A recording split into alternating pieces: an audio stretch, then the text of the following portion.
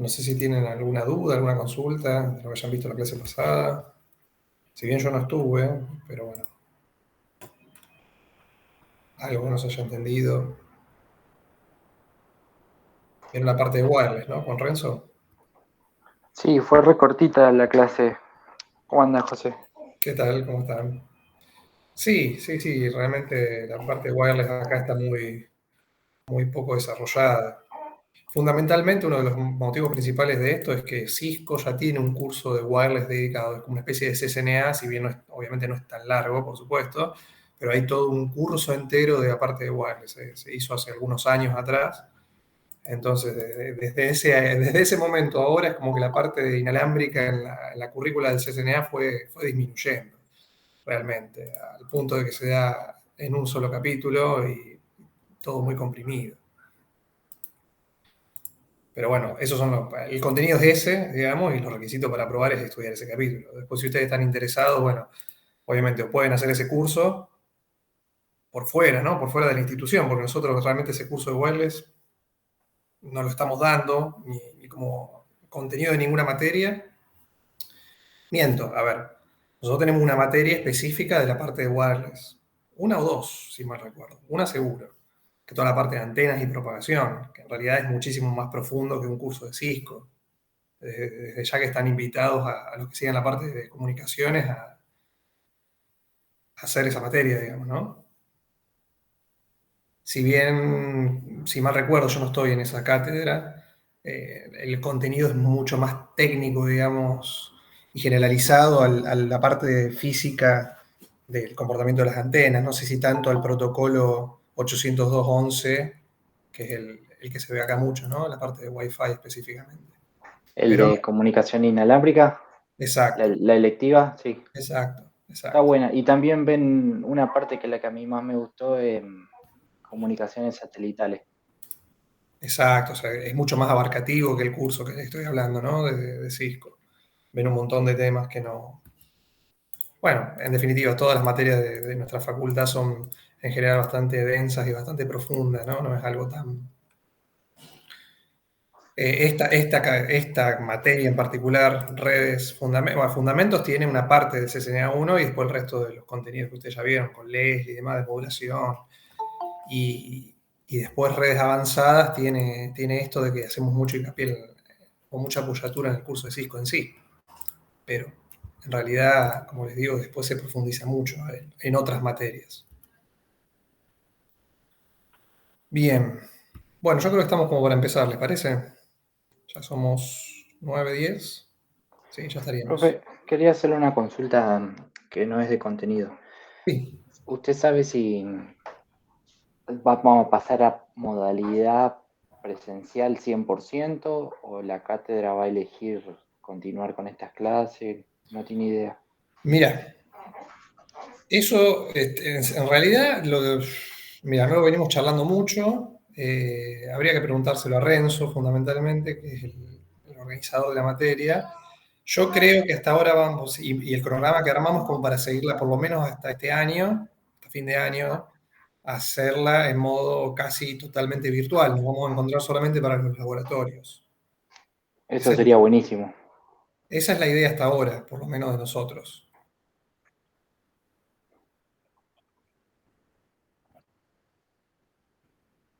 Sí, sí, a ver, yo entiendo que en realidad a todos nos gustaría en parte, ¿no? No sé si tan ausentes, pero seguir eternamente de esta manera, ¿no? O por lo menos solamente encontrarnos para hacer las cuestiones prácticas fundamentales. La verdad que yo no sé cómo se va a manejar la facultad en su totalidad con esa idea, si el año que viene ya volverá toda la normalidad. Veo en general que están bastante reticentes a eso, o sea, un montón de actividades, casi todas ya pasaron a ser 100% presenciales, el comercio, bueno, ustedes saben, ¿no? Pero la facu es como que todavía estamos un poco, digamos, tratando de no juntarnos tanto. Más que nada porque hay también, bueno, mucha gente joven que en muchos casos todavía no cumplieron el esquema de vacunación, viene por ese lado también, pero bueno, cuando tengamos novedades al respecto, obviamente se las vamos a informar y le vamos a decir.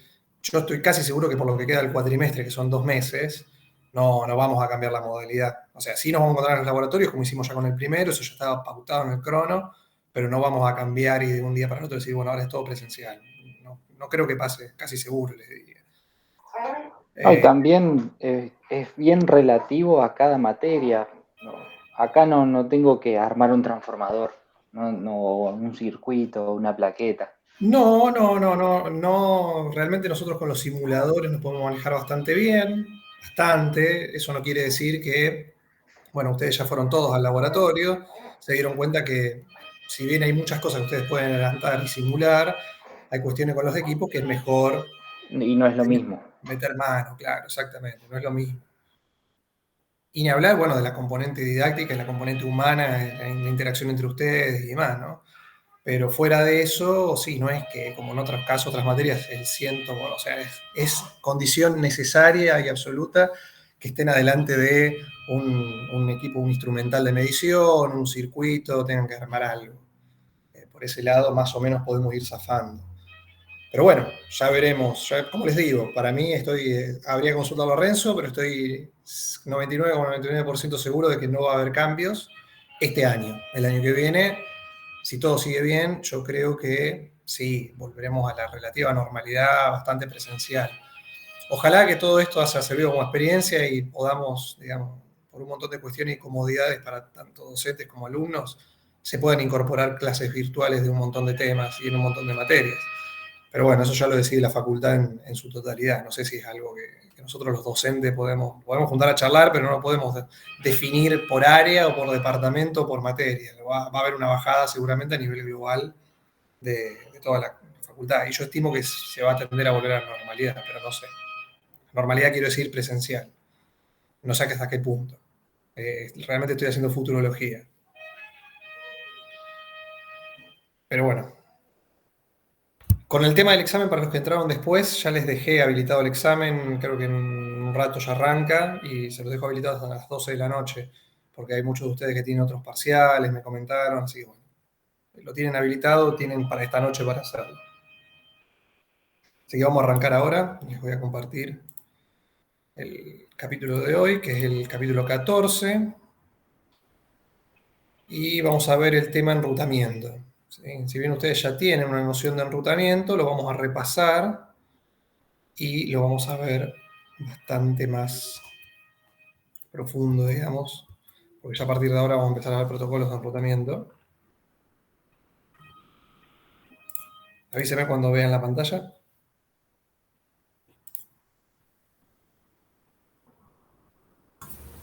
Ahí se ve. Bueno, perfecto. Bien, entonces vamos a repasar, como les decía, el concepto básico de un router. Un router es, como ustedes saben, un equipo que tiene dos funciones principales, que parecen la misma, pero en realidad son dos y están bien definidas. Que son determinar cuál es la mejor ruta de las que tiene disponible internamente para derivar un paquete en base a su direccionamiento IP, por supuesto. ¿Sí?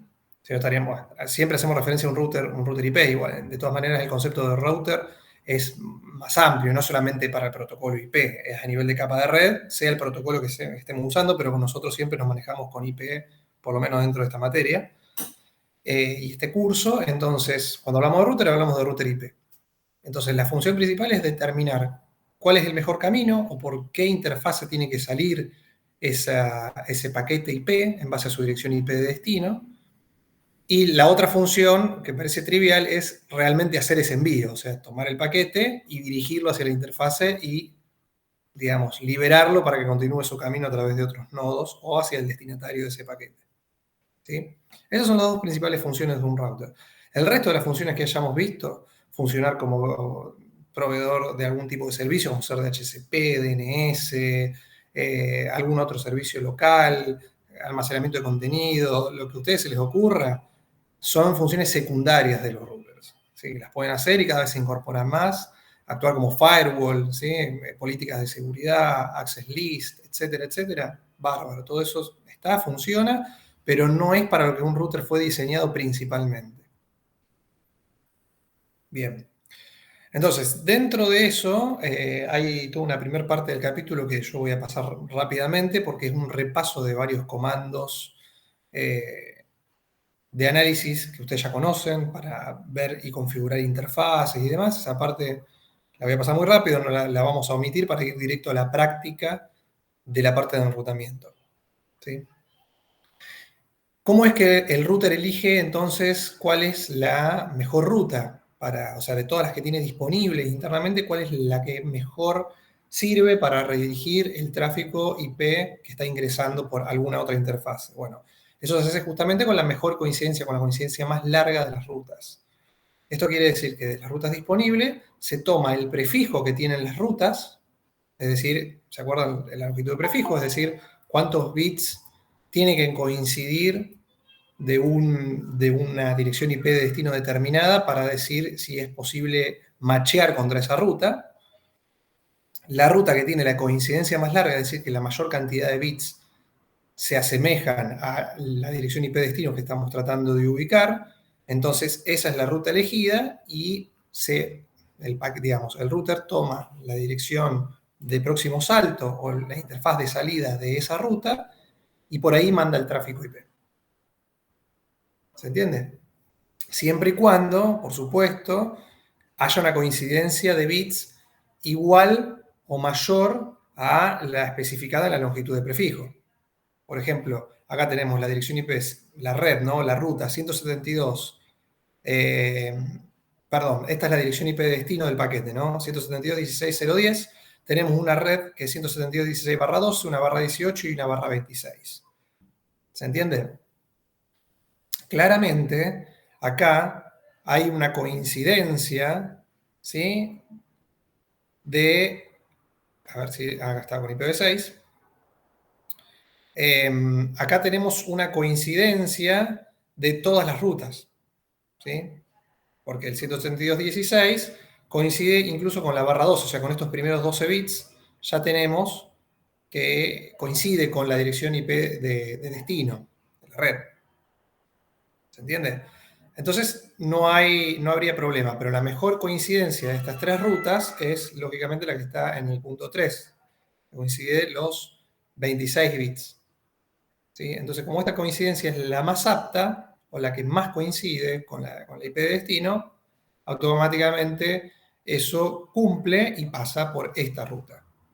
Que en realidad no es una ruta, ¿no? Estamos viendo solamente las redes y sus prefijos, no estamos viendo ni la interfaz de salida ni la dirección de próximo salto que se presentaría en una tabla de enrutamiento. Pero estoy yendo rápido porque estimo y entiendo que ustedes ya lo entienden, ya lo vieron. Si no, me paran y lo repasamos. Lo mismo pasa con IPv6. ¿Sí? No hay ningún tipo de diferencia, solo la notación, que son direcciones de 128 bits, y nada más, tiene otra notación. Pero el concepto es exactamente igual. Recuerden que en un router vamos a tener una tabla de enrutamiento para cada protocolo, ¿no? Una tabla de enrutamiento para IPv4 y una tabla para IPv6. Totalmente incompatibles una con la otra y se mueven totalmente por separado. Y puede existir una sin existir la otra. O sea, ¿se entiende? Son dos conceptos totalmente diferentes desde ese punto de vista. Entonces, ¿qué tipo de entradas tenemos en una tabla de enrutamiento? Bueno, tenemos las redes conectadas directamente, las redes remotas y las rutas por defecto, la ruta por defecto o predeterminada, como dice acá. Las conectadas directamente son aquellas redes que, lógicamente, están contenidas en una interfase de ese equipo, sea una interfase virtual, una interfase física, una loopback, lo que fuera, pero hay una interfase que contiene a esa red, por eso se dice que está conectada directamente. Y cuando haya tráfico IP que tenga como destino alguna de estas redes conectadas directamente, se va a propagar por esa interfase automáticamente sin hacer ningún tipo de redirección del tráfico hacia otro equipo. Y las redes remotas son aquellas que justamente no entran en la categoría anterior, no son redes conectadas directamente, son todas aquellas redes que se acceden a través de otros routers, o a través de otros dispositivos que van a seguir propagando ese tráfico. La ruta por defecto, ruta predeterminada, es una ruta, ¿sí?, que tiene todos ceros y la longitud de prefijo también es cero, lo cual te está diciendo que no tiene que machear ningún bit. ¿Por qué usamos esta o por qué existe este tipo de rutas en la tabla de enrutamiento? Bueno, justamente cuando no hay una mejor coincidencia con ninguna otro tipo de ruta, sea conectada o remota, estáticas o aprendidas dinámicamente dentro de las redes remotas, entonces va a poder coincidir si es que existe, porque las rutas por defecto no tienen que estar obligatoriamente en el equipo. Entonces va a tomar ese camino, ya que no coincide ningún bit, no tiene que coincidir ningún bit de ese tráfico de destino con la red, con la ruta. Entonces va a coincidir en el 100% de los casos y va a salir por la interfaz o por la dirección de próximo salto que especifique esa ruta predeterminada. Acá una aclaración, está bien, acá lo dice, las rutas por defecto pueden ser aprendidas de manera estática o dinámica, o sea, las podemos configurar manualmente o se puede aprender a través de un protocolo dinámico. ¿Se entiende? Bien. Esto es un poco lo que acabo de mencionar, o sea que se observa siempre, o el router va siempre a funcionar en base a las direcciones IP de destino de los paquetes ingresantes. Se observa si esa dirección IP coincide con alguna de las redes de la tabla de enrutamiento en base a su longitud de prefijo. Y en caso de coincidir, o sea, en caso de no coincidir se descarta y en caso de coincidir se busca si es una red conectada directamente o si no lo es, en ese caso va a tener que recurrir, digamos, a derivarlo hacia el equipo que corresponda, o sea, la dirección de próximo salto o interfaz de salida que deriva en otro router. ¿Sí?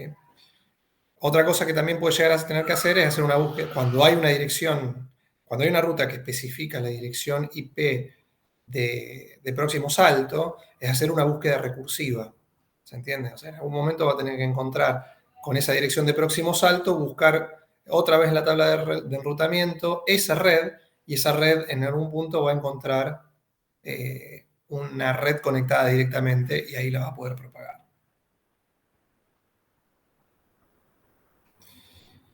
Lógicamente, cuando se hace este reenvío del tráfico, ¿sí?, a la interfaz de salida, va a haber que hacer un proceso de RP, lógicamente, ¿no? Cuando encapsulemos, siempre estamos hablando de que estamos hablando de conexiones Ethernet, ¿no? En caso de que no lo hubiera, no va a haber RP, habrá otro tipo de protocolo si es necesario, pero en caso de tener interfaces con Ethernet, claramente va a haber que hacer un proceso de RP si es que no está contenida la dirección de próximo salto o la dirección del destinatario en la tabla correspondiente a esa interfaz de salida.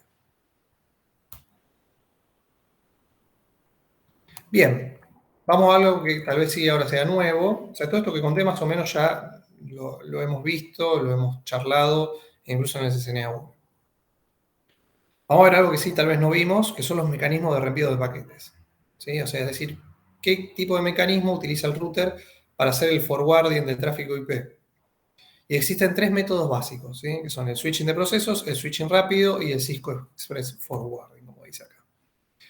El switcheo de procesos es el mecanismo más conocido, el que se usó digamos, podría decir desde el origen de los routers, se utilizó este método de forwarding, que básicamente, digamos, consiste en lo que ustedes se imaginan: entra el paquete, se procesa la dirección, o sea, se desencapsula, se busca la dirección IP de destino, se busca en la tabla de enrutamiento uno por uno, digamos, si coincide, y se ubica la dirección de próximo salto y se envía ese paquete por la interfaz de salida. ¿Sí? Pero todo eso implica, como dice acá, un procesamiento paquete por paquete en el plano de control, ¿sí?, en la unidad central de procesamiento del router. Lo cual, si bien es algo universal, también es algo que consume muchos recursos. ¿Se entiende? Porque es paquete por paquete hacer ese macheo con la tabla de enrutamiento. Que fue lo que dijimos que cómo funciona un router, pero ahora vamos a ver, existen otros mecanismos que son un poco más avanzados, más modernos, que, digamos, no implican que tengan que llegar hasta el plano de control del equipo, o sea, a la unidad central de procesamiento.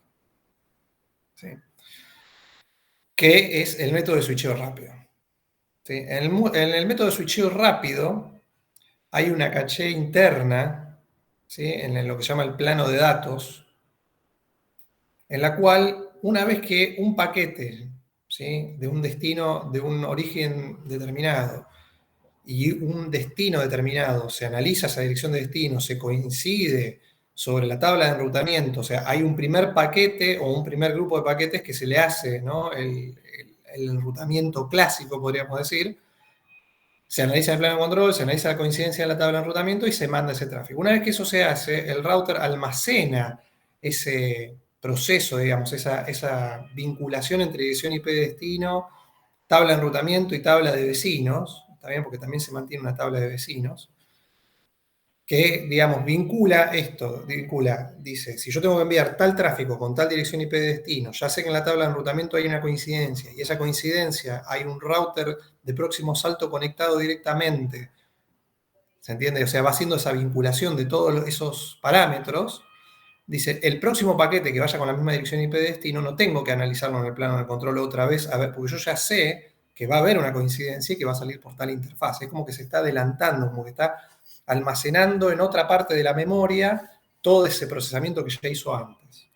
Y lo almacena en esto que se llama la caché de reenvío rápido. ¿Se entiende? Entonces los siguientes paquetes que coincidan con ese mismo destino, ¿sí?, los va a mandar a través de esa calle sin necesidad de hacer un análisis a nivel CPU. Entonces todo eso te ahorra uso de recursos. En forma relativa, porque obviamente vas a tener que tener una memoria. Normalmente los equipos lo que pasa es que hay placas de procesamiento que se llaman.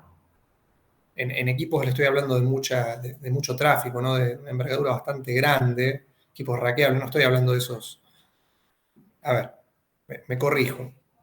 Esto existe en todos los equipos, monolíticos y rackeables, equipos grandes que se instalan en las salas de servidores, ¿entienden? En centros de cómputo muy importantes.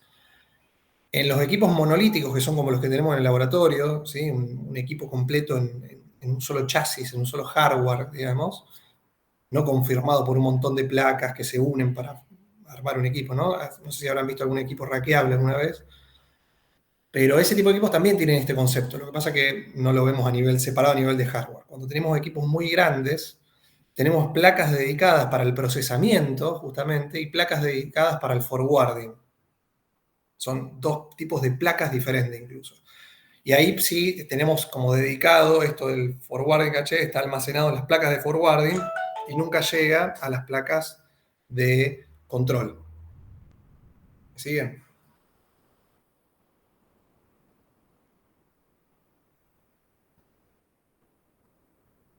Perfecto. Bueno, bien. Y el tercer método es el Cisco Express Forwarding, que como se habrán dado cuenta por el nombre, es algo propietario, ¿sí? Que también, al igual que el switching rápido, digamos, pero en este caso incorpora las tablas de adyacencia y demás, o sea, ya tanto como analizando, digamos, la proveniencia de los flujos de origen y de destino del tráfico IP, directamente acá Cisco encontró una manera, digamos, de hacer un análisis completo y de alguna forma, de vuelta, que no pase por el plano de control el tráfico de los distintos flujos de distintos IP de origen y IP de destino para poder hacer el reenvío de manera mucho más rápida. Lógicamente todo esto redunda en que el procesamiento de los paquetes sea más rápido, o sea, el equipo puede procesar mayor capacidad de tráfico por segundo en cada uno de estos métodos respecto del primero, ¿no?, que es el método más antiguo. ¿Se entiende? Y esos son los tres métodos, los tres mecanismos para que el router pueda enviar información. Bien. Esto es un poco lo que les dije que íbamos a pasar de largo, que es verificar estados de las interfaces y verificar la tabla de routing, que es con el show iproot o show IPv6 root para el caso de la tabla IPv6. El resto de los comandos ya los vimos, ya los conocen, ¿sí? Lo que sí, cuando hagamos el packet tracer, bueno, en todo caso, si no se acuerdan, lo verificamos o lo toman de acá, pero es algo, realmente son comandos de show. Esto del filtrado yo alguna vez también se los he mostrado, ¿sí? ¿Lo ubican en el tema este del filtrado con el pipe o no? Cuando hacen un show, tratar de filtrar el resultado con un pipe y alguno de estos comandos de filtrado. Sí, porque si no te tira un choclo de información, es un montón Exacto, y... exacto. ¿Lo han hecho? Igual lo vemos de última lo vemos con algún ejemplo si quieren.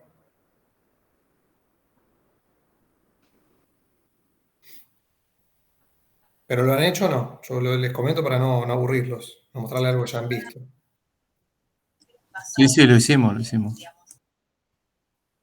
Ahí escuché un pero.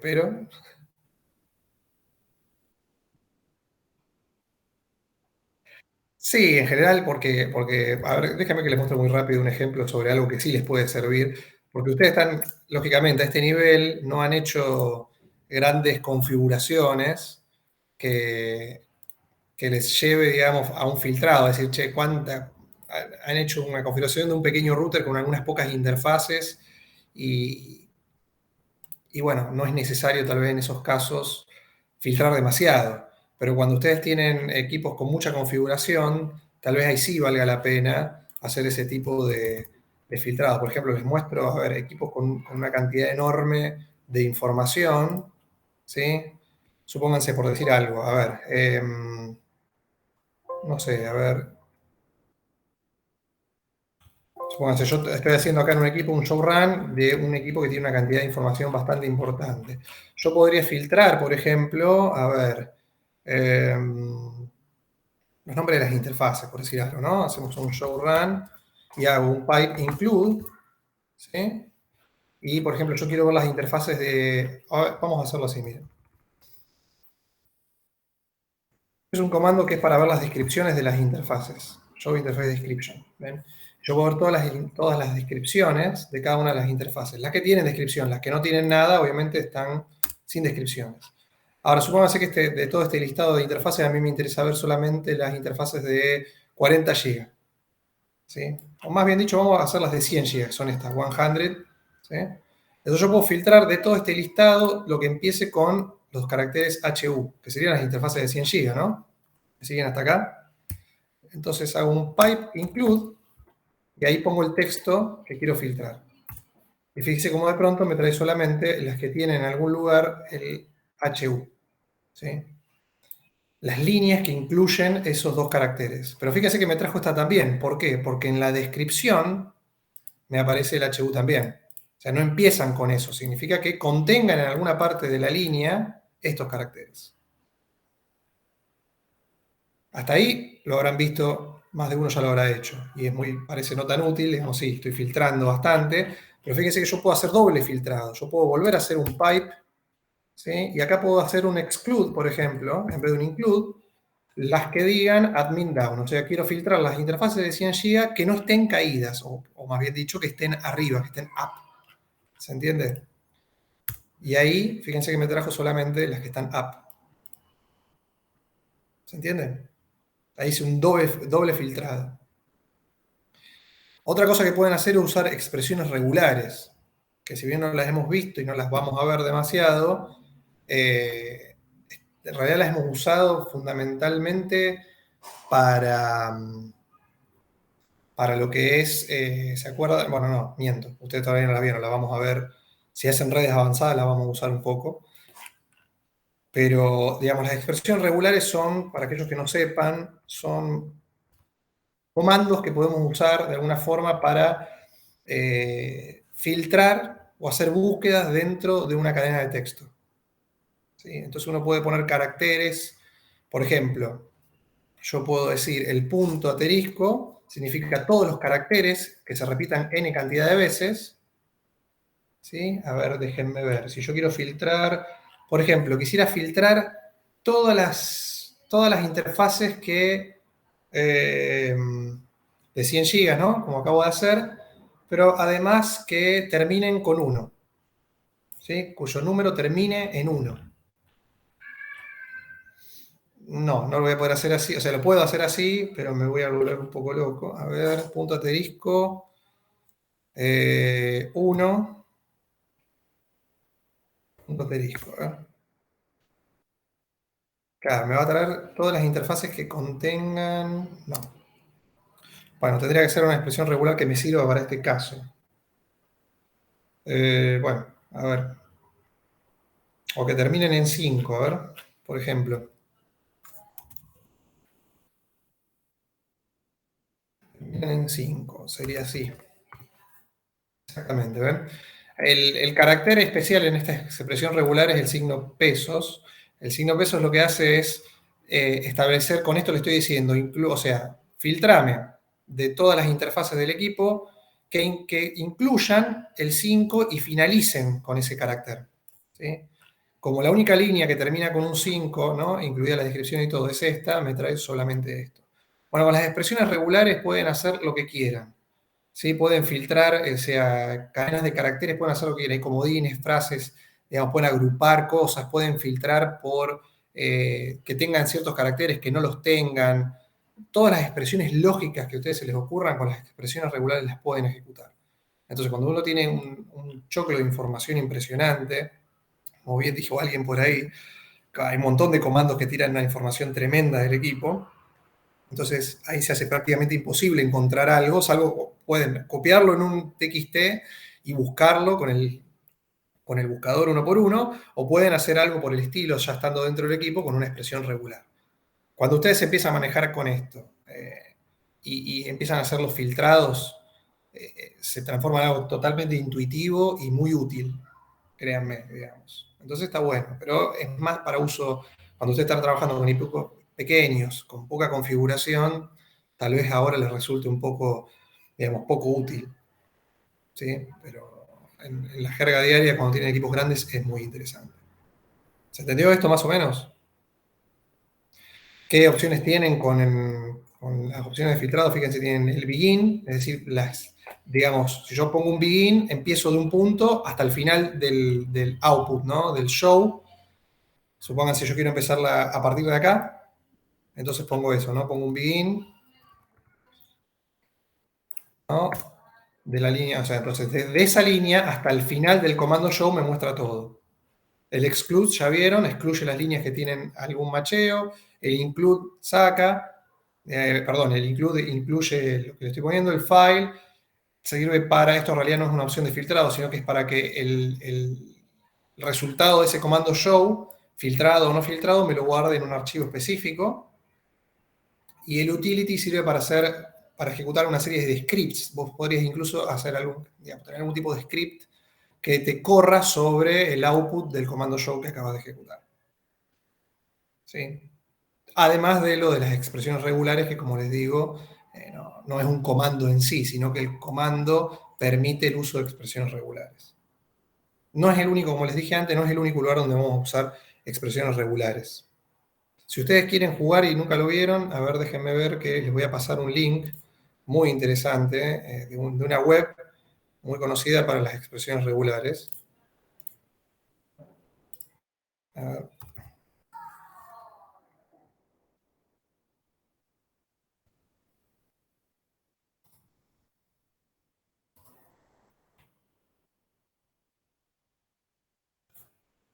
Fíjense, se lo voy a pasar por el chat.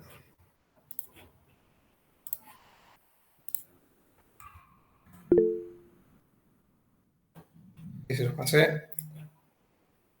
Fíjense, si quieren se los comparto ya que estamos. Esperen un segundo, me quedo. Acá.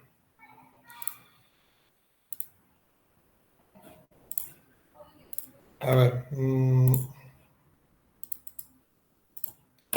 Fíjense, si ustedes entran ahí van a ver esto de las expresiones regulares, que es algo bastante interesante, ¿no? Acá arriba tienen, digamos, una cadena, ¿sí? Una expresión regular justamente, y abajo tiene un texto de referencia, ¿no? Y lo que les está mostrando esta web es para aprender a utilizar expresiones regulares. Ustedes ponen una expresión regular acá arriba y les marcan en el texto de abajo qué cosas machean contra esa expresión regular, o sea, qué filtraría esa expresión regular. Fíjense, ¿no? Y de este texto solamente está tomando las palabras, esta expresión regular lo que dice es que cualquier palabra, ¿no? El barra W es una palabra que comience con alguna letra mayúscula de la A a la Z, entonces digamos, la filtre, ¿no? Por eso toma estas palabras que arrancan con una letra mayúscula. Fíjense el nivel de filtrado que yo podría tener. Pero bueno, acá pueden ver, digamos, pueden aprenderlo practicando. ¿Sí? Acá tienen el cheat sheet, que lo que le está diciendo es justamente lo que hace cada expresión regular. Fíjense que el punto es un comodín, o sea, cualquier punto significa que maché cualquier carácter. ¿Sí? Después si es una palabra, un dígito o un espacio en blanco. ¿Se entiende? Después cualquiera, ¿sí? Por eso acá está entre corchetes de la A a la Z, significa que si empieza con cualquiera, es como una especie de OR, ¿no? O sea, cualquier letra que esté contenido dentro de los corchetes, cualquier carácter que esté entre los corchetes, va a machear con algo, con lo que yo lo estoy probando. ¿Esto lo puedo usar en la línea de comando de Windows y también en algún otro lado? Te digo la verdad, no sé si lo puedo usar en la línea de comando de Windows. Ah, Ahora lo estás usando dentro del el sistema del iOS de un router, en todo caso. ah, En Unix también lo puedes usar dentro de ciertos, por ejemplo, también lo puedes usar en programación. Por ejemplo, Python también permite, Python y otros programas también, otros lenguajes de programación también permiten el uso de expresiones regulares. ¿Se ah, entiende? Es un mecanismo de selección o de filtrado de caracteres universal, digamos, que va más allá de dónde se lo aplica.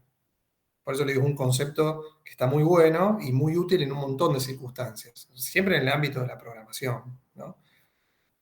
En este caso, como les digo, el iOS de Cisco lo incorpora y vos podés, digamos, está implícito en el filtrado de los comandos show, por ejemplo, y está en otras cuestiones también. Cuando veamos BGP, por ejemplo, o para lo que es el filtrado de rutas, también se puede utilizar expresiones regulares. ¿Sí? Porque te machea con cualquier cosa, no solamente con un número. Te machea con cualquier cadena de ASCII, podés filtrar. ¿Sí? Así que bueno, esto está bueno. Extracurricular, si quieren, pueden practicar. Bueno, volviendo a la realidad, se llama esto. Comparto de vuelta el PowerPoint.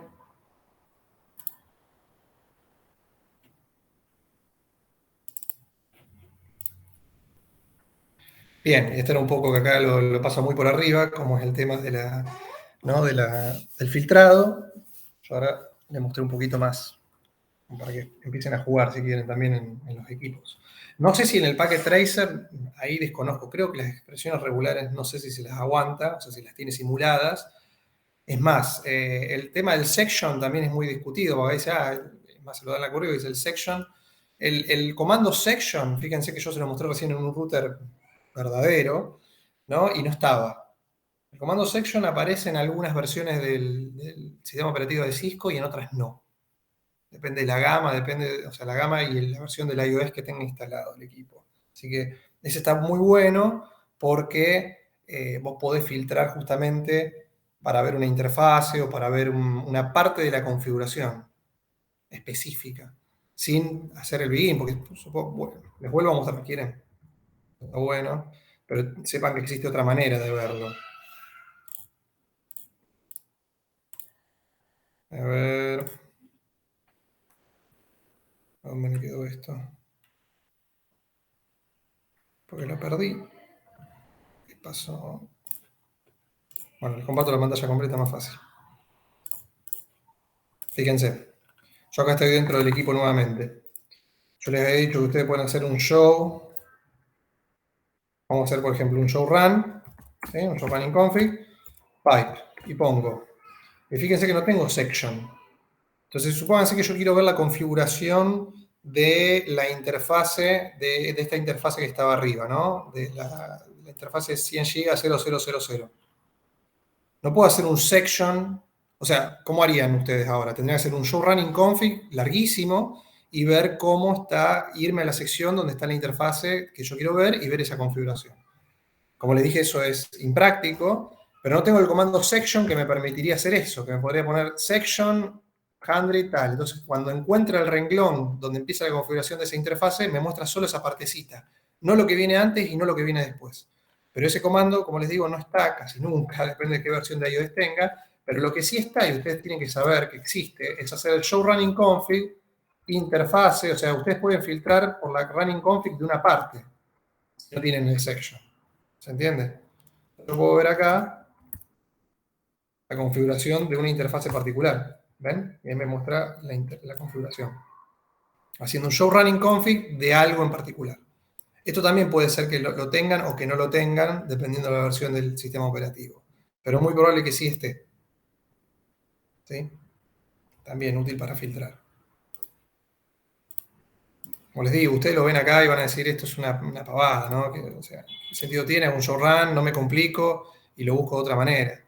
pero créanme, cuando es un equipo muy grande, lleno de configuraciones, donde tiene miles de líneas de configuración, se hace bastante complicado encontrar algo. Rápido aparte, ¿no? Bien. Vuelvo a la presentación y ya corto con esto de los filtrados. Bien, acá está el packet tracer, como les decía, que es la revisión de configuración básica, son comandos de show y demás, no lo voy a hacer. ¿Sí? No lo vamos a hacer. Ustedes háganlo de tareas si quieren repasar y demás. Yo considero que este punto ya lo saben. No les va a venir mal repasar si están un poco flojos, pero es un packet tracer de hacer shows, nada más. Bien, la tabla de enrutamiento. ¿Cómo clasificamos las rutas? ¿Sí? Lo primero que van a ver en la tabla de enrutamiento son el origen de la, o sea, lo que van a tener más siempre en la presentación de la tabla de enrutamiento, a la izquierda, empezando de izquierda a derecha, van a tener la información del origen de la ruta. Las rutas conectadas directamente se van a indicar con una letra C y a continuación también van a tener una letra, una ruta /32, con un objetivo prefijo /32, con la letra L, ¿sí? Que significa que es una dirección, una ruta link local que en definitiva nos está dando la dirección de la interfase que tenemos en esa red conectada directamente. ¿Sí? Los sistemas operativos viejos de Cisco, de hace varios años atrás, no venían con esta ruta no se la mostraba.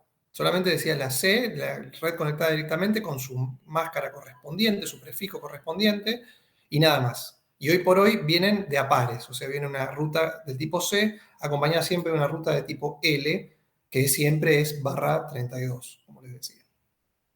Y después tenemos otro tipo de rutas, que son las rutas estáticas o configuradas manualmente, es decir, que no se aprenden por protocolos dinámicos, sino que nosotros a mano las configuramos, ustedes ya lo han hecho. Y las redes aprendidas por algún protocolo dinámico, que es lo que vamos a ver más adelante. El protocolo dinámico, acá dice O, en realidad depende de qué tipo de protocolo dinámico va a tener su origen, o sea, va a tener una letra diferente. Si fuera por OSPF, que es un protocolo dinámico, va con la O, si es con IS-IS, va con una I, si es EIGRP, va con una E, depende del protocolo, e incluso la tabla de enrutamiento, si se fijan arriba, siempre en el encabezado, les muestra la leyenda de cuál es cada origen con, digamos, con qué se relaciona, con qué protocolo se aprendió. Y el asterisco va a indicar cuál es la ruta candidata a ser la ruta por default. ¿Se entiende? La ruta de todos ceros.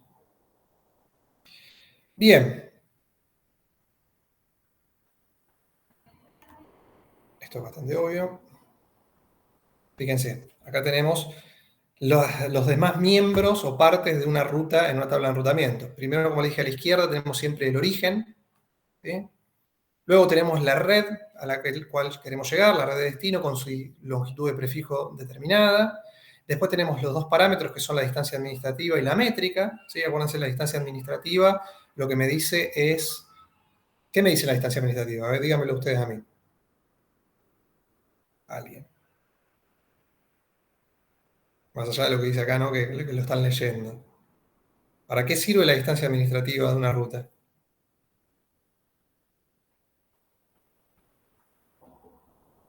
Silencio. ¿No lo saben o no se acuerdan? ¿Nadie? ¿Me están escuchando o estoy hablando solo? Me parece que... ¿Se me escucha? ¿Hola? Sí, sí, sí, te escucho, sí, sí. Ahí va, porque a veces se me corta. No, que va, yo tenía entendido que la distancia administrativa era, digamos, cuán lejos estaba esa ruta. No, precisamente. En todo caso, eso es más parecido a la métrica, digamos. Tampoco el concepto de, bueno, más o menos va por ahí la métrica.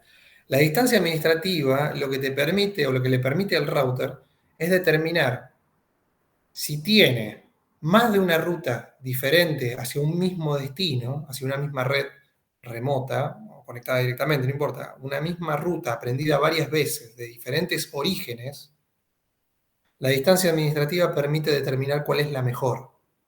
Supónganse, esta red 10.0.4.0/24 La está aprendiendo por, acá dice O sea, por OSPF, que es un protocolo dinámico, y supónganse que también la tuviera configurada de manera estática, es decir, yo entré al router y puse una ruta estática apuntando a la 10.040/24. Entonces ese router tiene dos rutas hacia la misma red de destino.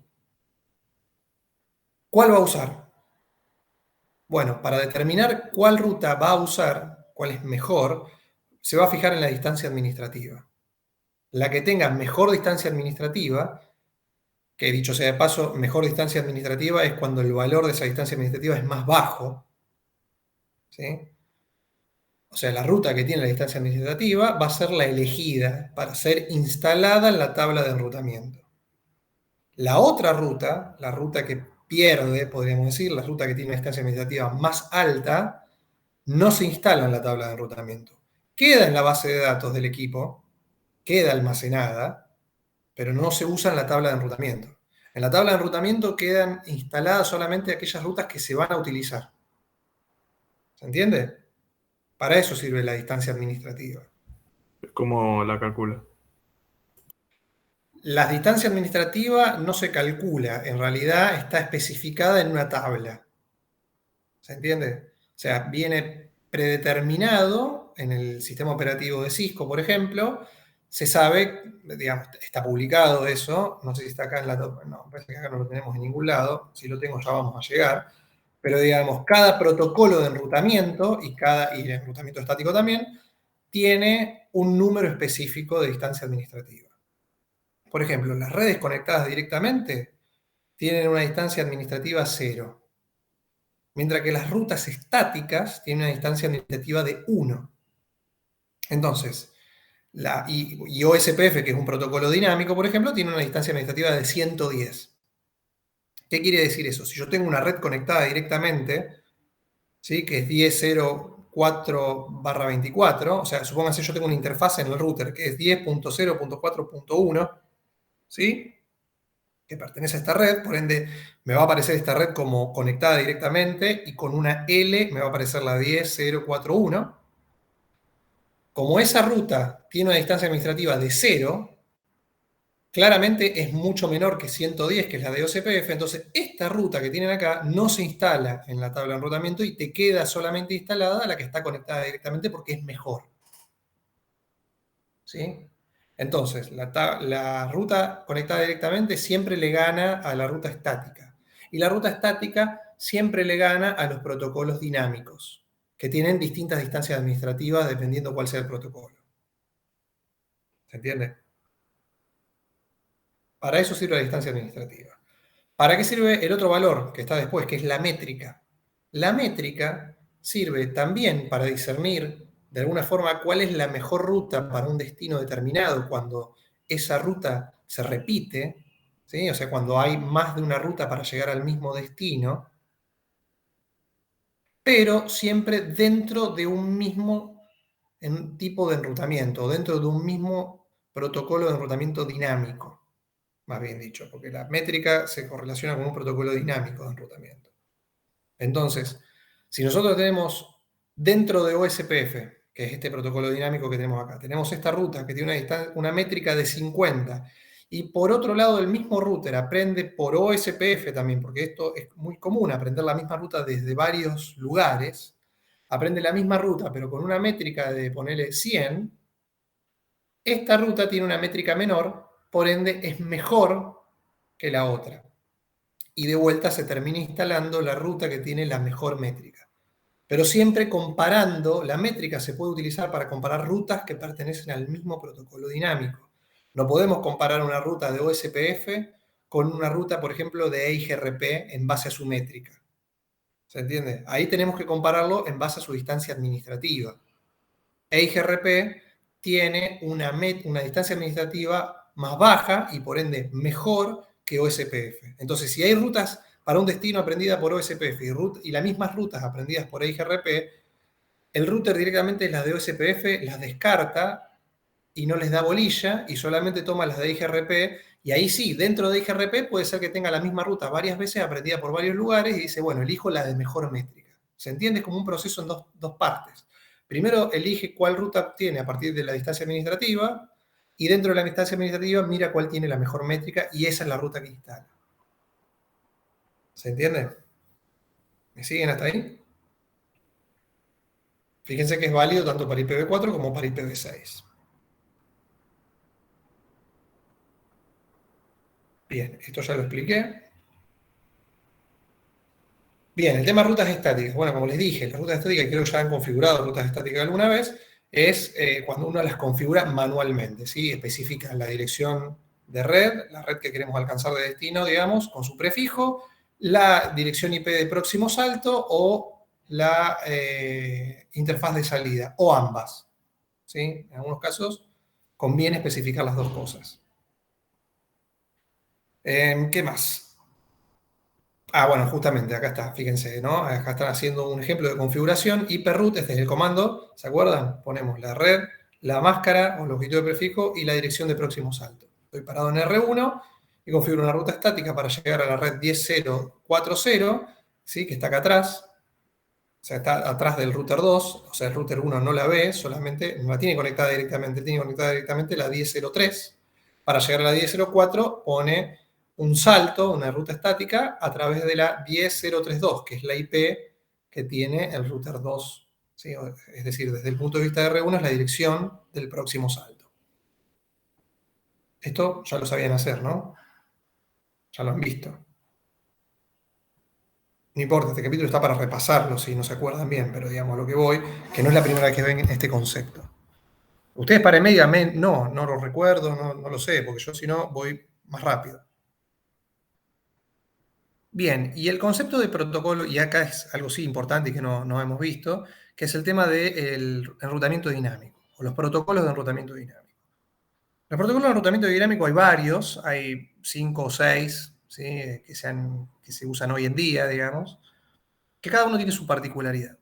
Pero básicamente todos tienen algunos puntos en común, y el principal es que se trata de intercambio de información de rutas entre los routers.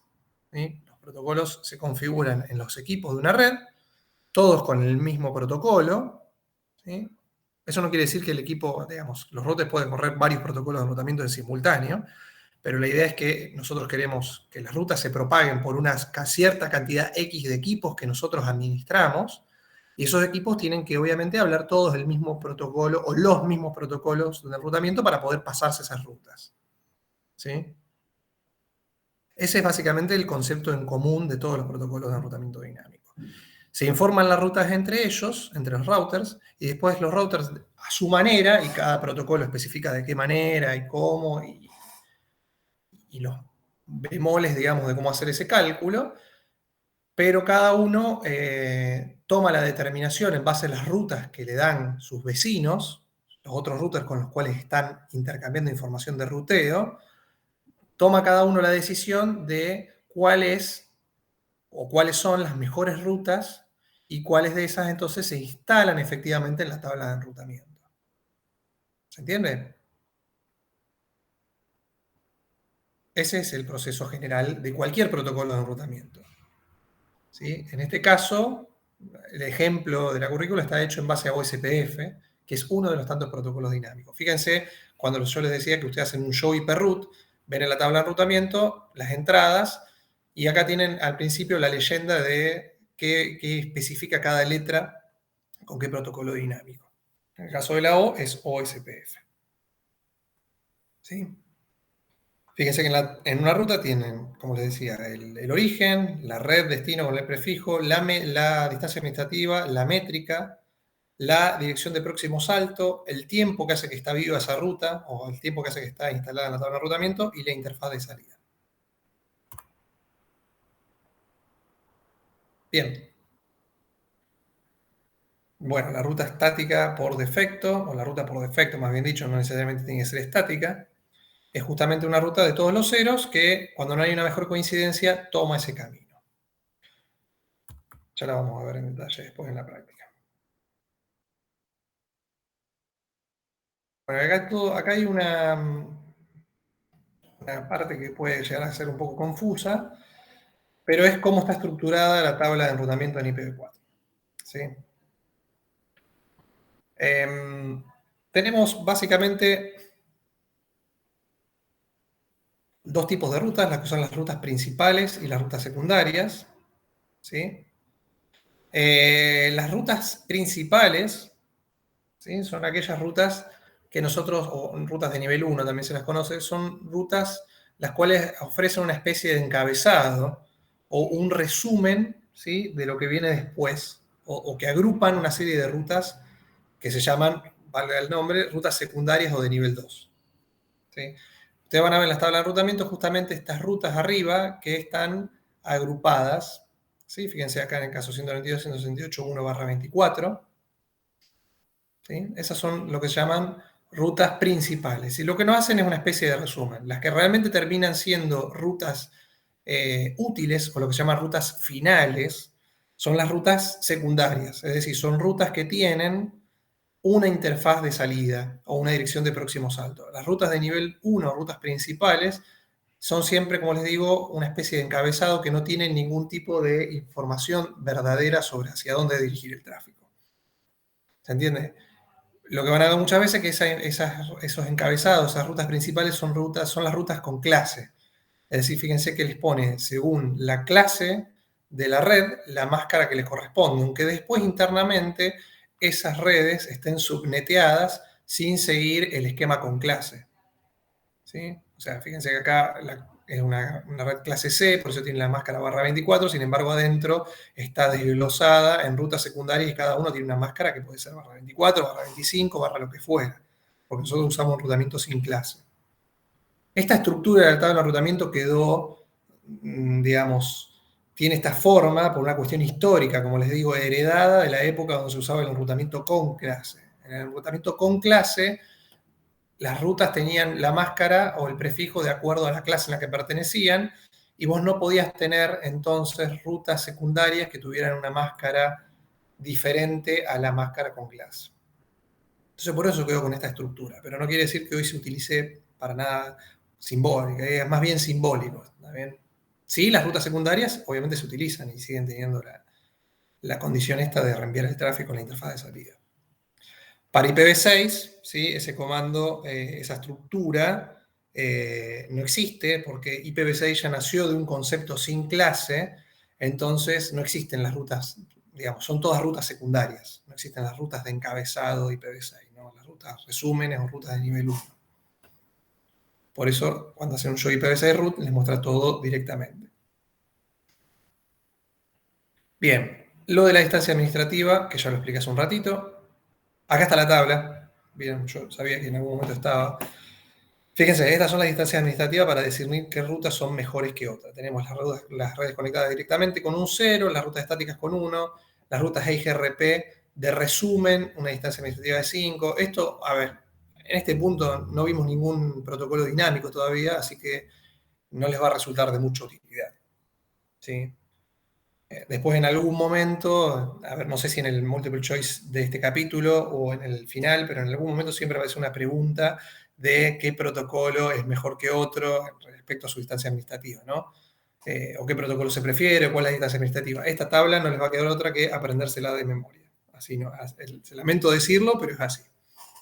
No les va a servir nunca, jamás se van a poner a discutir contra un router cuál es mejor, es algo totalmente mecánico que hace el equipo, pero bueno, en el examen en algún punto siempre se los preguntan.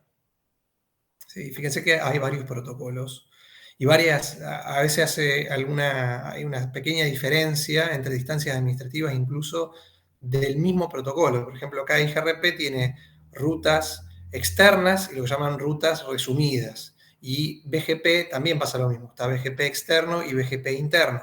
Si bien tanto IGRP como BGP son un único protocolo, ¿sí?, dentro de esos dos protocolos en particular se discriminan dos tipos de ruta, que tienen distintas distancias administrativas, son distinta importancia, podríamos decir. Pero por ahora, olvídense porque no vamos a ver ni un protocolo ni el otro en esta materia, así que no importa.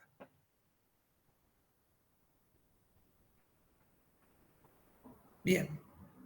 Y la gran pregunta, digamos, ¿por qué utilizar un protocolo estático o utilizar protocolo dinámico? ¿Cuándo conviene uno? ¿Cuándo conviene otro? Bueno, Los protocolos, más bien dicho, estáticos, no son protocolos, ¿no? ¿Cuándo utilizar protocolo dinámico? ¿Cuándo hacer enrutamiento estático? El enrutamiento estático, como ustedes ya se imaginarán, resulta, digamos, bastante engorroso, ¿sí? Ya de entrada se ve que para cada ruta que queremos aprender, cada red de destino, tenemos que estar configurando a mano en cada router de nuestra red esa red, o sea, tenemos que tener un mapa de dónde está cada red de destino, dónde está cada router, y meternos a cada router y apuntarle bien para dónde tiene que redirigir el tráfico para cada red remota, lo cual se darán cuenta que enseguida, cuando tenemos más de 3 equipos y más de 3 redes que llegar, por decir un número bajo, se transforma en un lío impresionante y no escala, no es algo escalable. ¿Se entiende? Imagínense una red con cientos de routers y adentro de cada router cientos de miles de rutas, sería imposible. Entonces, claramente el enrutamiento estático se utiliza para ciertas cuestiones muy puntuales. ¿Se entiende? Una, por ejemplo, un caso sería cuando nosotros tenemos redes que tienen un único punto de salida o un único gateway. Por ejemplo, las redes que tenemos en nuestras casas normalmente, ¿no? Que tienen un único router. Ese router solamente se conecta a nuestro proveedor de Internet, no se conecta a un montón de otros routers. Todo lo que aprende, toda la información que tiene, viene a través de una única conexión hacia el mundo exterior. Entonces, en ese caso, para ese tipo de casos, por ejemplo, hay un montón de ejemplos, pero ese tipo de redes, que es muy común, sirve el enrutamiento estático y, por ejemplo, poner una ruta estática por defecto. ¿Sí? Porque total sabemos que todo el tráfico que se genere en nuestra red interna, salvo que vaya a un equipo interno, que se va, obviamente el router lo va a ver una red conectada directamente y lo va a propagar por esa misma interfase, o por un switch o algo que tengamos atrás del router, pero cualquier información que no sea para la red local va a tener que salir hacia el mundo exterior. Entonces, con una ruta por defecto que apunte hacia nuestro proveedor de Internet, va a ser suficiente. Ese equipo no requiere de enrutamiento dinámico y demás, porque ¿para qué va a querer aprender todas las miles de rutas de Internet? Que además sería imposible, porque un router, digamos, las rutas de todas las redes que hay en el mundo superan los cientos de miles, ¿sí? Entonces, hablando de las direcciones IPv4 públicas, hay cientos de miles de redes armadas y publicadas. Entonces, un equipo chiquito que nosotros tenemos en nuestra casa probablemente explotaría, digamos, de tantas redes, se tildaría. No está diseñado para soportar ese tipo de tráfico, ese tamaño de tablas de enrutamiento, más bien dicho. Entonces no tiene sentido. Con una sola ruta estática nos alcanza, ¿sí? La ruta de todos los ceros apuntando hacia nuestro proveedor y listo. Cualquier tráfico que no es local sale para Internet. Y después que se encargue nuestro proveedor de redirigirlo por el mundo, ¿no? Hacia donde que llegue a destino.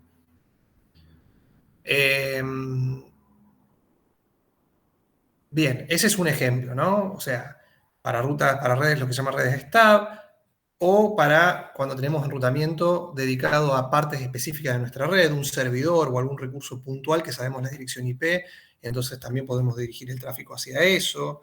También se puede utilizar cuando hay cuestiones de seguridad, cuando por algún motivo no queremos hablar un protocolo dinámico con algún equipo, entonces ahí también puede ser útil utilizar las rutas estáticas. O sea, son situaciones muy puntuales. También puede ser, que acá no está nombrado, pero el enrutamiento dinámico, el enrutamiento estático, lo que tiene es que consume muy poco recurso. ¿Sí? Los protocolos dinámicos de enrutamiento realmente requieren de CPU y de memoria RAM, dependiendo qué protocolo consumirá más o menos, pero todos consumen bastantes recursos dentro, comparado con el enrutamiento estático.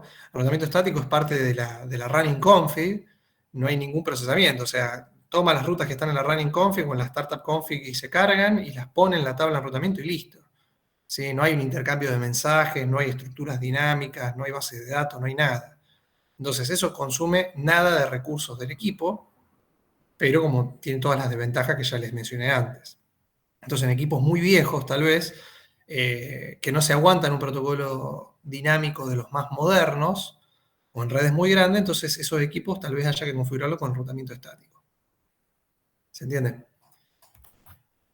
Ahora bien, para todo lo que no sea esos puntos que estoy mencionando, hay que usar enrutamiento claramente dinámico. ¿Por qué? Porque escala bien, es decir, podemos crecer en nuestra red en cantidad de equipos y esos equipos aprenden automáticamente rutas, sin que nosotros estemos todo el tiempo configurando en forma manual y en cada equipo que se arregle todas las rutas que había dando vuelta. Porque, como les digo, es dinámico, cuando se agregan o se sacan equipos, la base de datos de rutas se actualiza sola. ¿sí?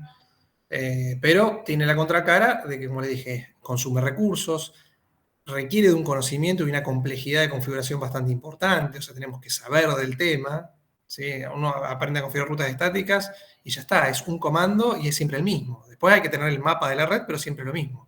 Los protocolos dinámicos implica que para cada protocolo dinámico aprender las configuraciones internas que pueden ser bastante complejas, ¿sí? Hay protocolos más sencillos. Profe, y la seguridad que usted había hablado dos clases anterior, que si yo limitaba la cantidad de direcciones que puede entrar a un puerto y todo eso, ¿tiene algo que ver también con esta configuración? Sí, sí, pero no como vos lo estás planteando de alguna manera, digamos. ¿A qué me refiero? Está bien lo que estás diciendo en el sentido de la seguridad, eso es muy cierto, pero no está correlacionado con lo de la limitación de cantidad de direcciones MAC que aprendíamos a nivel de Ethernet, que dimos la seguridad del switch. Acá la seguridad pasa porque cuando nosotros utilizamos un protocolo de enrutamiento dinámico, como les decía, los routers se empiezan a hablar entre ellos y se pasan base de datos de las rutas, ¿sí? Claro, los ICMP. No, ICMP es el protocolo. El protocolo ICMP es un protocolo de capa de red, pero no de enrutamiento. Ah, Es un protocolo, digamos, para verificaciones de estados de capa 3. Que ahí está, digamos, ese es el protocolo que utilizan los comandos de ping y traceroute para ver, ¿se acuerdan? Para ver los saltos y demás. Pero no es un protocolo de enrutamiento. El protocolo de enrutamiento es un protocolo diseñado para intercambiar información de rutas entre equipos, entre routers, puntualmente. ¿Se entiende? Eso es un protocolo de enrutamiento. Después están los protocolos enrutables. Los protocolos enrutables son todo el resto de los protocolos de capa 3, ¿sí? O todos los protocolos en realidad que se pueden enrutar, justamente, que se pueden meter en un paquete IP. Pero los protocolos de enrutamiento son los protocolos diseñados solo para el intercambio de información de enrutamiento, como OSPF, ISIS, BGP, EIGRP, RIP, y no queda mucho más.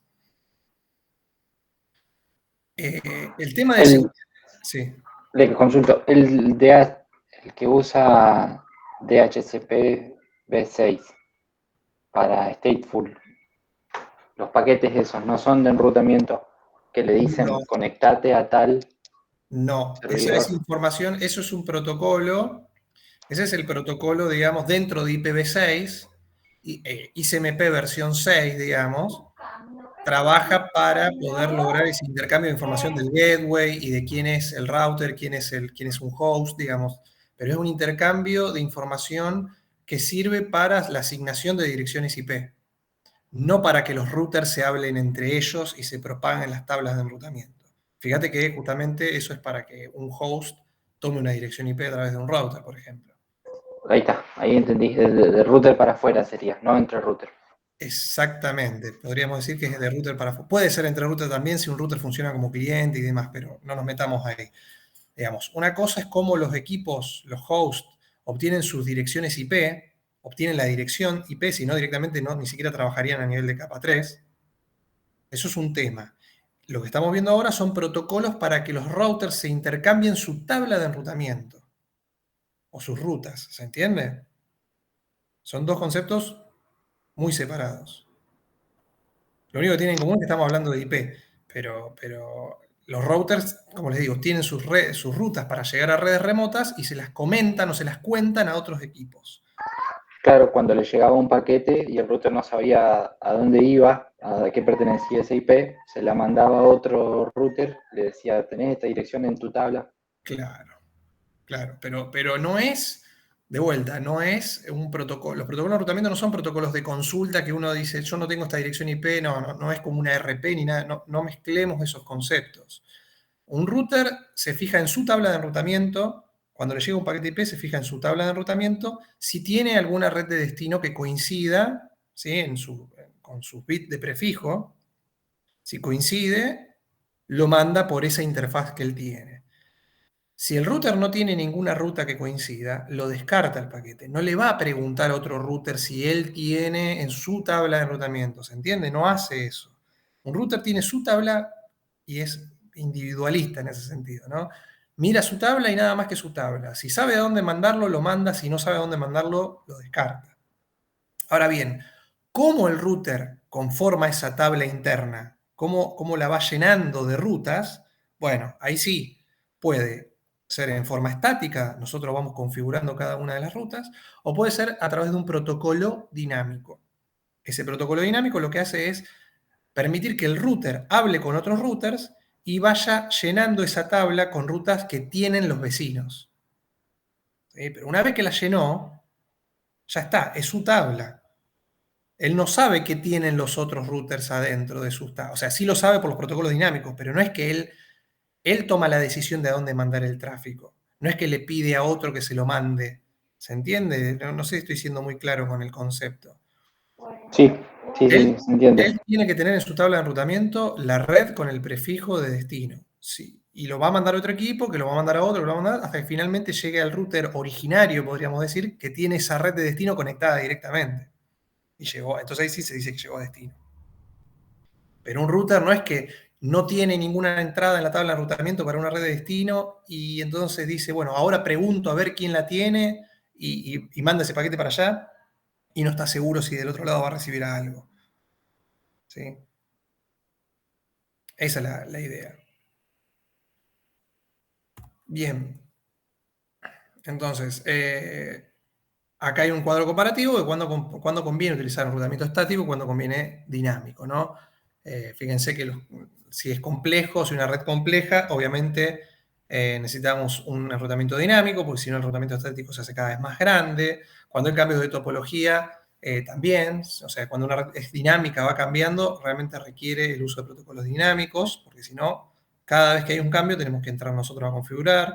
La escalabilidad también requiere, o sea, una red que va creciendo, es muy parecido al punto anterior, ¿no? Cambio de topología. Un cambio de topología cuando la red se hace cada vez más grande implica enrutamiento dinámico.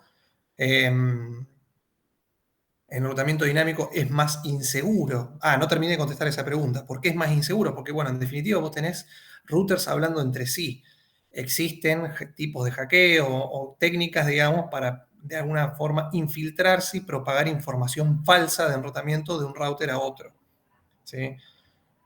Eso también a su vez, por eso hay protocolos dinámicos que han ido incorporando características de seguridad, como encriptación, autenticación, bueno, todas cuestiones que ya vamos a ir viendo más adelante.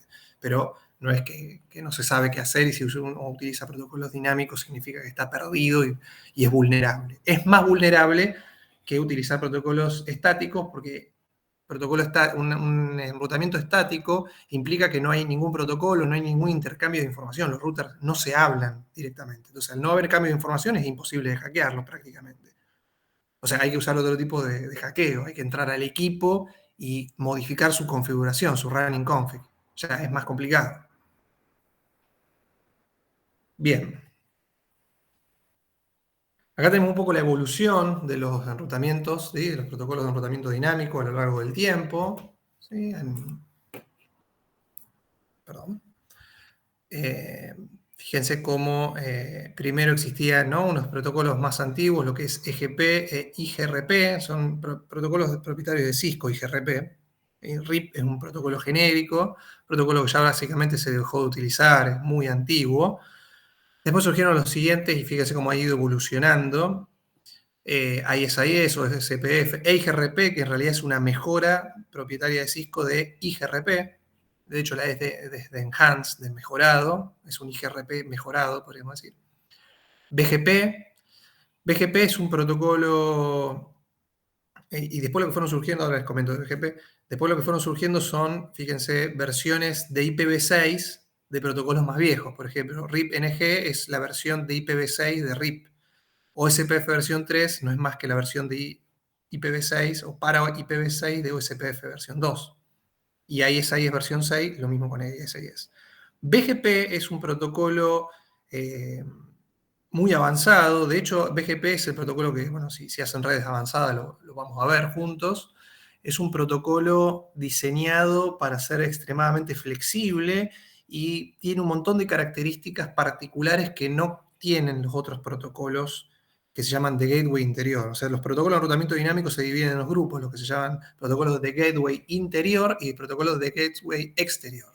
El único protocolo de gateway exterior que existe hoy por hoy es BGP, y es el protocolo que se utiliza para enrutar a nivel de Internet. ¿Sí? Los routers que conforman Internet, los routers de los proveedores de servicio, podríamos decir, de los ICP, se comunican entre ellos a través de BGP. Es un protocolo, ya les digo, mucho más complejo que el resto de los protocolos, tiene sus particularidades porque justamente fue diseñado para comunicarse no entre routers en una red pequeña, sino, como les digo, a nivel global. Pero bueno, hay que dedicarle, como les digo, al ser el protocolo más complejo, podríamos decir, también requiere de un análisis. O sea, primero vamos a aprender los protocolos dinámicos más sencillos y después con el tiempo, si llegan a redes avanzadas, los vamos a ver ahí, a BGP más en profundidad. Bien, el tema de la evolución, bueno, es algo anecdótico, no nos vamos a detener tanto ahí. Bien, ¿cuáles son entonces los conceptos de los protocolos de enrutamiento dinámico? O sea, vamos a ver cuáles son los objetivos principales de un protocolo dinámico. Que los tienen ahí, ¿no? Es detectar redes remotas, mantener la información de enrutamiento actualizada, elegir cuál es la mejor ruta de las rutas aprendidas de otros vecinos y poder encontrar el mejor camino si es que esa ruta que ya se había elegido tiene algún tipo de problemas o falla. ¿Se entiende? O sea, todo ese conjunto de objetivos se cumple de manera dinámica, o sea, está todo el tiempo corriendo ese protocolo dinámico tratando de encontrar la mejor ruta a un destino determinado.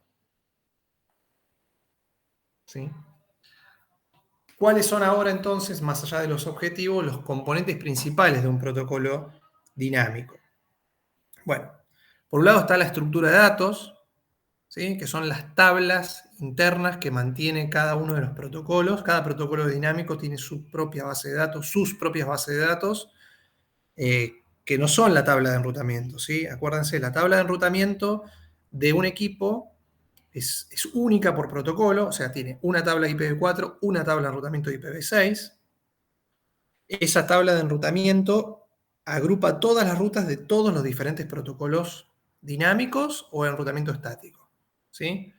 Pero a su vez cada protocolo dinámico tiene sus propias tablas internas, que no son tablas de enrutamiento, son tablas de rutas o otro tipo de tablas, el cual las utilizan para hacer el cálculo de cuáles son las mejores rutas dentro de ese protocolo, para ahí recién, una vez determinadas las mejores rutas, ahí sí el router las toma y las coloca en la tabla de enrutamiento general. Y después tenemos otra parte importante de los protocolos dinámicos, que son los mensajes, o sea, la estructura de los mensajes que van a intercambiar, cómo intercambia esa información de enrutamiento con otros equipos.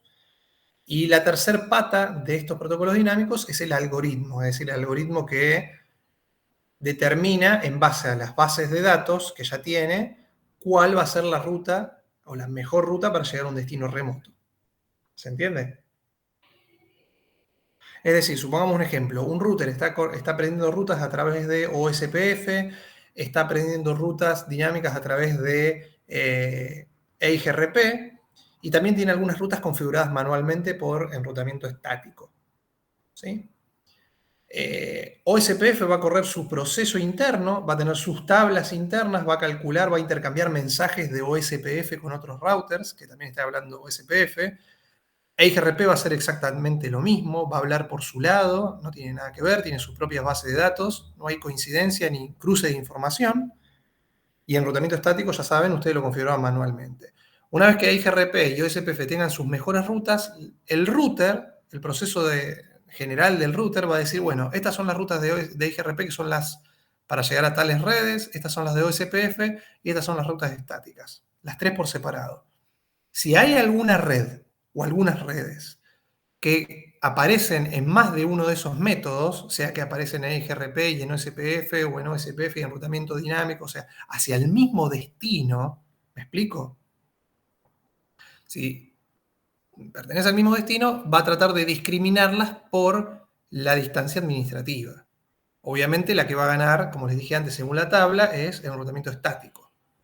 Si no hay ninguna coincidencia a nivel del enrutamiento estático, entonces discierne entre OSPF e IGRP, y de esas dos, IGRP tiene mejor distancia administrativa, por lo tanto está la ruta de IGRP en la tabla de enrutamiento global. ¿Se entiende? OSPF, por ejemplo, sigue manteniendo esas rutas que él consideró que eran las mejores, aprendidas a través de OSPF, en sus tablas internas. No quiere decir que las borró, pero el router no las eligió como las más adecuadas. Si por algún motivo borramos EIGRP, deja de funcionar, la ruta aprendida por EIGRP desaparece, entonces OSPF ahora va a tener él la mejor ruta y el router la va a elegir y la va a poner en la tabla de enrutamiento. ¿Se entiende? Bien. Como les había dicho, volvamos ahora al tema de la métrica. ¿Sí? ¿Qué les había dicho yo? La métrica es un valor que les va a permitir dentro de un protocolo dinámico, ¿sí?, determinar cuál es el mejor camino a una red remota. ¿Sí? O a qué distancia, podríamos decir, se encuentra esa red remota. El término distancia puede confundir un poco, porque ahora vamos a ver que cada protocolo mide esa distancia o esa métrica de manera diferente. Alguna es más intuitiva, otra no tanto. Pero siempre nos da una idea de qué camino es más corto para llegar a esa ruta. Perdón, a esa ruta no, a esa red. ¿Se entiende? Por ejemplo, RIP, que es este protocolo viejo que les comentaba, usaba usa, ya no está tan en uso el protocolo, pero RIP sigue existiendo, usa el conteo de saltos. ¿Se entiende? Es decir, si yo tengo una red, a ver, vamos a un diagrama con routers que tengo por acá, esto, supónganse, ¿no? ¿Sí? ¿Están viendo? Fíjense acá. El router 1, si estuviera hablando el protocolo RIP contra el router 2, el router 2 le va a contar al router 1 que tiene conectada directamente la red 10.0.4/24. ¿Sí? El router 1 entonces va a decir la métrica de esa ruta es 1. ¿Por qué? Porque está a un salto de distancia. Tiene que hacer este salto para llegar hasta el router 2 y ya llega a la red 10.0.4. ¿Se entiende? Cuenta cantidades de routers, en definitiva, cantidades de saltos que hay entre el equipo donde está la ruta y el destino. Recontra intuitivo, ¿no? O sea, bien, bien sencillo, bien rudimentario, podríamos decir. Con el tiempo y con los protocolos que vinieron después, ese concepto de métrica se fue haciendo cada vez más complejo. OSPF, por ejemplo, utiliza lo que se llama la métrica de costo. ¿Sí? Cada enlace en una red tiene un costo determinado. Y el costo se va sumando. ¿Se entiende? A medida que vos pasás por más enlaces, vas sumando los costos de esos enlaces y de esa manera calculás el costo total para llegar a una red de destino. ¿El costo en qué está basado? En el ancho de banda de las interfaces, básicamente. Cosa que RIP no tenía en cuenta. Entonces, por ejemplo, vos en RIP tenías 5 saltos, pero por un camino y por otro camino tenías 3 saltos. Obviamente RIP elegía el camino de 3 saltos como la mejor métrica. Pero podía ser que esos 3 saltos tengas alguna interfase que andaba muy lento. Pero a RIP eso no le importaba. No medía performance o velocidades de los enlaces. Lo que medía era cantidad de saltos. Si vos llegabas más cerca por un camino, no importa si ese camino era más lento en velocidad o tenía un cuello de botella. Lo que importaba era que había menos saltos. Por eso es que los subsiguientes protocolos más modernos empezaron a usar este tipo de métrica basada más en anchos de banda u otro tipo de cuestiones para determinar cuál era el mejor camino. ¿Sí? EIGRP, que como les decía es un protocolo de Cisco, calcula la métrica basada en un montón de parámetros, ¿sí? El ancho de banda, el retardo, la confiabilidad, la carga, ¿sí? O sea, son otros parámetros de las interfaces que nosotros podemos configurar, de hecho, pero básicamente está teniendo en cuenta una serie de parámetros adicionales para calcular cuál es el mejor camino. ¿Sí? En realidad, más bien dicho, todos los protocolos calculan la métrica de cada ruta. Y siempre, en todos los protocolos dinámicos, la mejor ruta es la que tiene la menor métrica. ¿Sí? En RIP la menor métrica implica menos saltos, en OSPF implica menor ancho de banda acumulado, más bien dicho, mayor velocidad, ¿sí? Mayor velocidad, por lo tanto implica menor costo, ¿sí? O mayor ancho de banda, si quieren llamarlo de alguna manera, disponible. Y ahí GRP implica, bueno, también lo mismo, ¿no? Mejor ancho de banda, menos retardo, más confiabilidad, menor carga, o sea, menor utilización de ese vínculo para determinar cuál es el mejor camino. Bien, ¿qué pasa si nosotros hablemos dentro de un protocolo dinámico, tenemos dos rutas que tienen la misma métrica? ¿Sí? O sea, se nos da la situación donde tenemos dos caminos alternativos, pero hay una ruta dos o más caminos hacia la misma red de destino que tienen la misma, justo coincide la misma métrica. Estamos hablando del mismo protocolo dinámico, no podemos discriminar por otra cosa que no sea por la métrica. Entonces, ahí lo que pasa es que se da lo que se llama el balanceo de carga. Balanceo de carga implica, digamos, dirigir el tráfico hacia dos rutas o más en simultáneo. ¿Sí? O sea, por los dos caminos. El router, en definitiva, como tiene la misma métrica para dos o más rutas, no puede elegir cuál es la mejor. ¿Qué hace? Entonces manda la mitad del tráfico por un lado y la mitad del tráfico por el otro, en el caso de ser dos rutas, ¿no? ¿Se entiende? O sea, es un concepto bastante sencillo, útil, se puede dar, pasa, a veces se hace a propósito, justamente como una manera de aliviar la carga en dos caminos, en dos interfaces distintas. ¿Se entiende? Y una nota importante es que EIGRP permite hacer un balanceo de carga con distintos costos. ¿Sí? O sea, permite justamente esto que estoy diciendo, ¿no? Parece contradictorio, rompe la regla.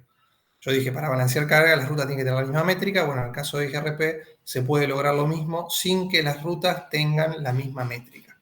Y se puede configurar hasta qué punto balancea esa carga.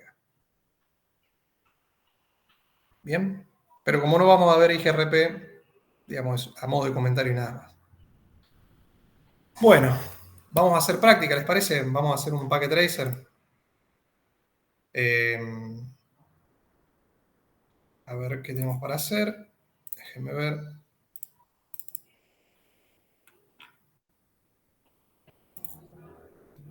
Ah, no, ya está. En realidad el packet tracer que les dije que tienen que hacer ustedes, ese es el packet tracer, porque la clase que viene van a dar ruteo, o sea, esta clase la dimos de teoría, la clase que viene es pura práctica de routing. ¿Sí?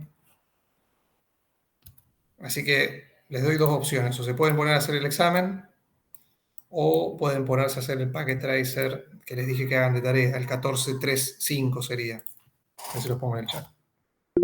Es para que hagan un poco el repaso de configuración básica de un router, poner las IP, hacer los comandos de show y demás. La clase que viene, el capítulo 15, van a ver lo que es justamente enrutamiento, la configuración de esto que vimos hoy. ¿Sí? Bueno, siéntanse libres, o sea, la clase de hoy ya está. Primero, preguntas, dudas, algo que no se haya entendido.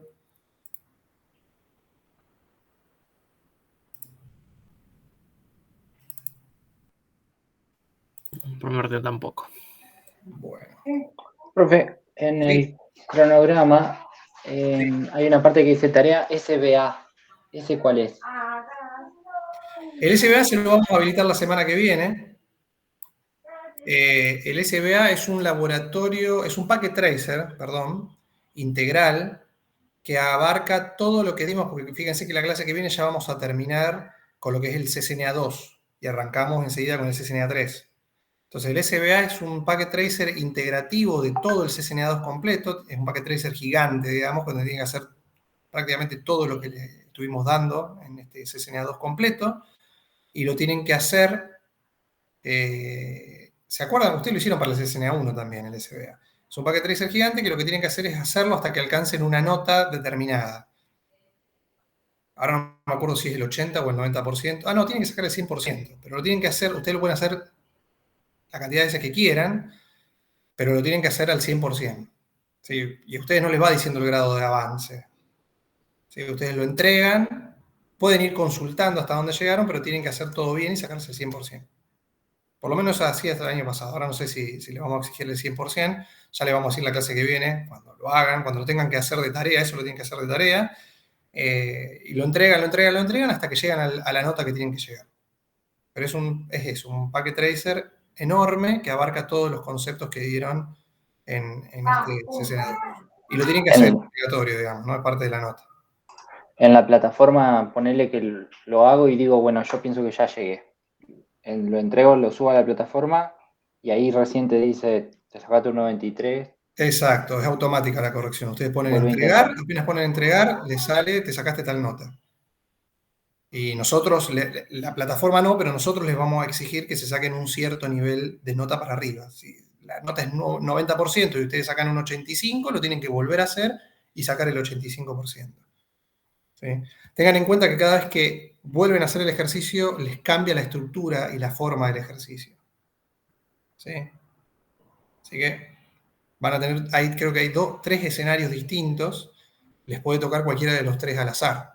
Y cada vez que lo hacen, tienen que cambiar. Lo que les cambia normalmente no son los comandos, el ejercicio. Todos los ejercicios les piden siempre lo mismo, los conceptos. Lo que cambia es la forma de la red, las interfaces, los nombres de los equipos. Entonces tienen que tener una plantilla armada, cosa de que si les vuelve a aparecer el mismo, no tengan que volver a hacer todo de cero. ¿Sí? Es bastante engorroso, lo tienen que hacer, sentarse con tiempo, pero lo tienen que hacer sí o sí. Si no aprueban, si no lo entregan con la nota aprobada, no se les aprueba el módulo, ¿no? O sea, tiene que ser como obligatorio, tienen que ser las tareas que les dimos entregables, los multiple choice, el SBA y después el multiple choice final, que también lo van a hacer la otra semana. Fíjense, el 12 de octubre en el cronograma tienen el examen, ¿no? Ahí nos vamos a encontrar en el laboratorio para que hagan el packet tracer y el multiple choice. Y la última, profe, el Multiple Choice 1, del capítulo 1 al 4, ese yo nunca lo hice, no sé si lo hicimos acá o... Sí, lo hicieron el 31 de agosto. Ah, bueno, Sí, lo sí. debo entonces. Bueno, después nos organizamos y los que deban, vamos a una cosa, lo tenemos que charlar también, pero los que deban multiple choice porque faltaron o lo que fueran, después hacemos una instancia de recuperación y nos informan cuáles son los que tienen no aprobados, o nosotros lo vemos también, ¿no? O los que no hicieron y le decimos, bueno, les habilitamos tal día todos los que adeuden y los hacen. Si no, se hace muy, muy engorroso. Si vos venís hoy y me decís, habilitame el 1, después mañana viene otro y me dice, habilitame el 4, a mí el 3, a mí el 5, se hace un lío bárbaro. Entonces vamos a dejarlos de última hora cuando terminemos el CCNA 2, a mediados de octubre. Ahí hacemos una etapa de recuperación para que tengan terminados todos los parciales del CCNA 2. Y después a fin de año hacemos lo mismo con el CCNA 3. Listo. ¿Parece? Bueno, hacemos así entonces. Bueno, ahora hagan el parcial y nos vemos la semana que viene. ¿Hasta qué hora está activado? Como hasta las 12 de la noche se los dejé. Ah, ok. Sí. Ok, Profe, ok. puede ser que no esté, porque a mí no me figura, digamos. ¿Cuál están? A ver, O sea, que sí figura como para rehacer el 7 al 9, pero el día del 13 me no fijo. figura. Puedo haberle errado yo en la activación. Puede pasar. A ver.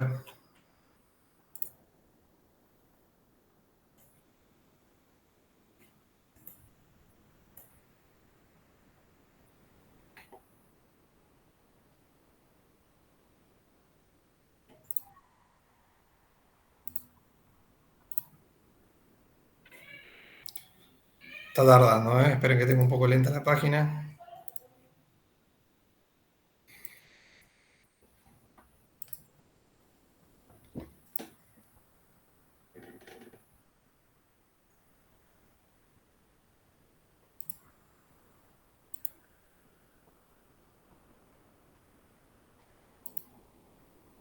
O esperen que quede, a ver.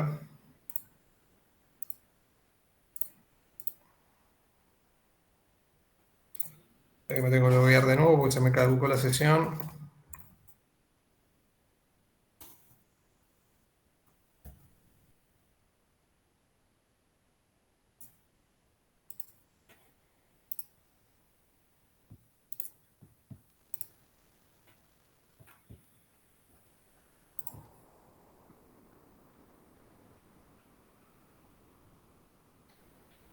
Bien, a ver.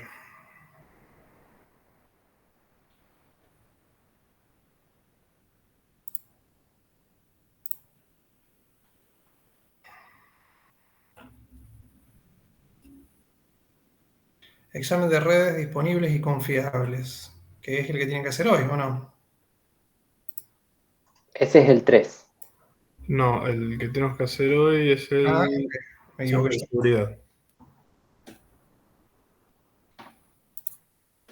Perdón, entonces le erré yo de examen, por eso.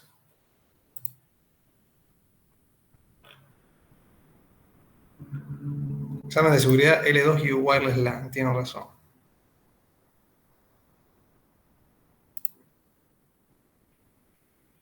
Bueno, para el que no haya hecho el Multiple Choice 3, lo tienen habilitado otra vez, así que háganlo. O el que lo tenga que recuperar, que ya sabe que le fue mal, es una buena chance, pues ya se los habilité. Bueno, de ahora hasta...